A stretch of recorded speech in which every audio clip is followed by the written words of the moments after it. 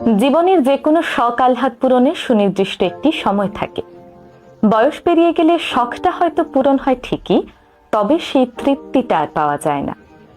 17 বছর বয়সে যে বার্গারটা বিরিয়ানিটা খেতে অমৃতের মতো লাগে, 27 বছর বয়সে এসে সেটা ভালো নাও লাগতে পারে।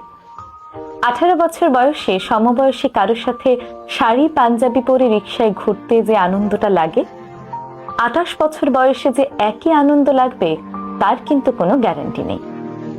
19 বছর বয়সে বিশ্ববিদ্যালয়ের সেকেন্ড ইয়ারে বন্ধু বান্ধব সহ বান্দরবান ট্যুর দিলে যে মজা পাওয়া যায়, 29 বছর বয়সে এসে সেই মজাটা নাও পেতে পারেন।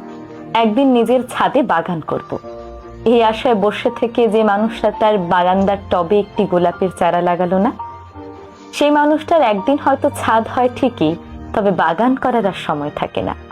একদিন অনেক বড় চাকুরি করে বাবা মাকে দামি দামি শাড়ি পাঞ্জাবি উপহার দেব, এই কথাটা ভাবা ছেলে বা মেয়েটি হয়তো একদিন বড় চাকরি পায় ঠিকই, তবে ততদিনে বাবা মা হয়তো হয়ে যেতে পারে আল্লাহর মেহমান।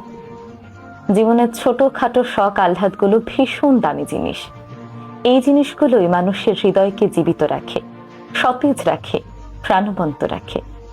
মানুষের হৃদয় ধীরে ধীরে মরে যায়, কাঠখোট্টা হয়ে যায় শখ পূরণের অভাবের হাহাকারে।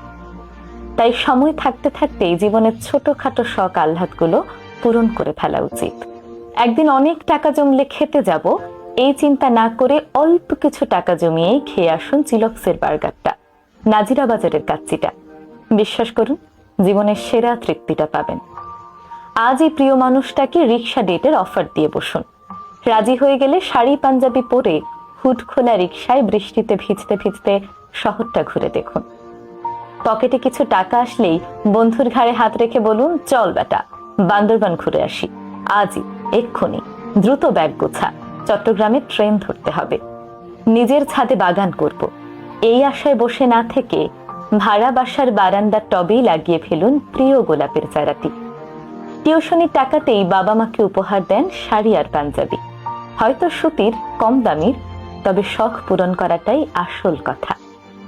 একদিন সব হবে, এই আশা নিয়ে যারা বসে থাকে তাদের কখনো কিছু হয় না।